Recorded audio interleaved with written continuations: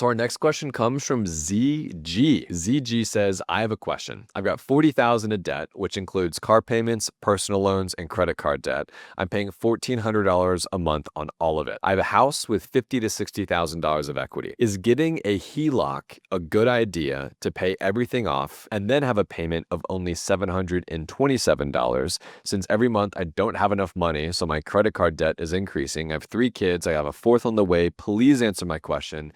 I love your podcast. Thank you in advance. ZG, we are rooting for you, my friend. You are in the thick of it right now, and you need a plan of action, and we're going to give you one here. So you've got car payments, personal loan, and credit card debt, $1,400 a month. I do not know what kind of cars you're driving and what those car payments look like, but I would argue that the bulk of this $1,400, probably $700, $800, $900 of this is car payments. If that's the case, I would figure out how to either 1, become a 1-vehicle household, or 2, maybe there's a world where you can get rid of one of these car payments by selling the vehicle, and then I don't know, like maybe you can save up some money, call it $3,000-$5,000 somewhere. Maybe you can borrow a couple thousand from a friend to buy a beater car. Like, all I'm trying to do is help you find this $400, $500, $600 a month, because when you're saying that you don't have enough money to, like, your credit card debt increases every month because you're not making enough money, like $1,000 a month changes your life.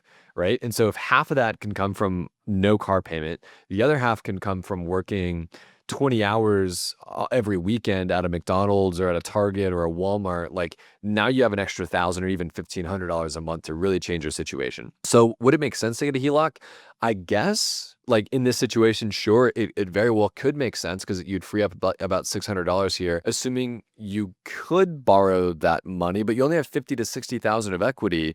And to get a HELOC, you have to have at least 20% of a loan to value ratio of equity there. So, like, I don't know how much you could actually even borrow in this situation. What it sounds like to me is, quite literally, you are going to be in a season of your life where 2 things have to become true. 1, you have to decrease your spending. And 2, you have to increase your income dramatically, right? So from a decreased spending perspective, that means every single dollar that is entering and leaving your bank account, you've got eyeballs on it. You know exactly, oh, this subscription, we don't need that anymore. This Uber Eats, no way, we can't afford it. This specific, weekend thing that my son wants to play baseball, sorry, you're skipping the season. We don't have the money. You need to figure out how to make your monthly payments, everything that leaves your bank account on a monthly basis, decrease by $500, $800, right? Like, I'm positive you can find some stuff in there. And then on the income side, maybe it's you, maybe it's your wife. I know she's pregnant right now, so I'm not a woman. I can only imagine how hard it is to work a normal job while being pregnant. I'm so grateful I'll never have to do that.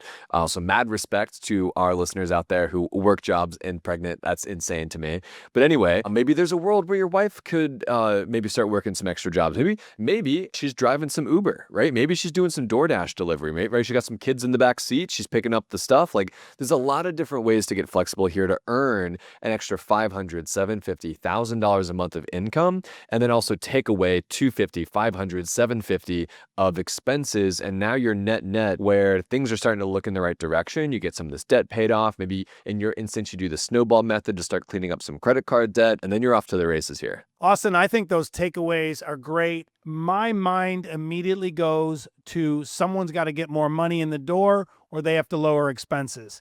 I always like the side hustle effect, because you can Uber drive, DoorDash, whatever you want to do, get an extra $200 a month. That gets you that $200 extra a week, $800 a month to chunk away at this. And like Austin mentioned, I would get the credit card paid off first, because at the end of the day, if you can't get the HELOC because you don't have enough equity in the home yet, you're kind of in a tight situation. So I would try to look at one at a time, because unfortunately, these are all considered high interest debt, and the car is a depreciating asset. So you're in a pickle and you have to make real decisions. So I agree with you, Austin. I would do the side hustle. I would do a really deep dive and get your honest budget in order. There's a link in the show notes of the podcast for the honest budget that we've built that you can use, but you have to find a way to get more money out to pay off these high interest debts, or you're going to stay in this cycle for a very, very long time. And you have additional expenses with the next kid on the way as well. So that's going to be tricky for you. So you have to do this quickly and take it very seriously. And I think it starts with a side hustle. Additionally, they could be in this situation where they can't cover their expenses every month because their house broke,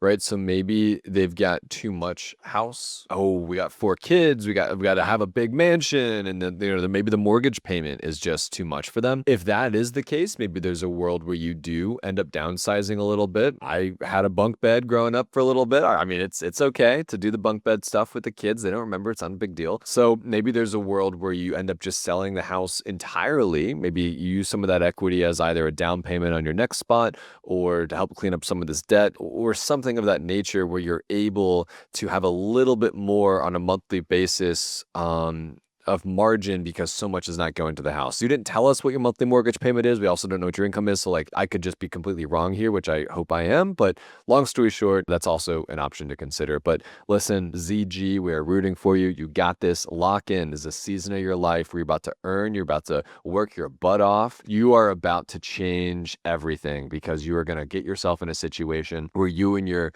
spouse are going to lock arms and y'all are just going to figure it out, right? You're just going to keep going and keep going and keep going. It is insane, Robert, how little sleep a human being really needs to survive.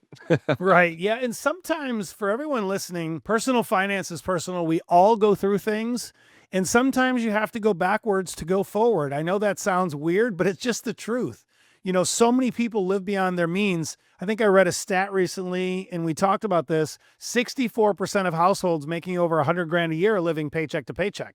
And that's all because their house broke and they're living beyond their means. $100,000 a year in most markets is plenty of money if you live according to what you make, not according to the perception of the neighbors and your friends of what they think you should be living like. So keep that in mind because lifestyle creep is the killer of all dreams. And you're in a situation you should take a deep dive, have the serious conversation, and look at how you can lower expenses and raise income.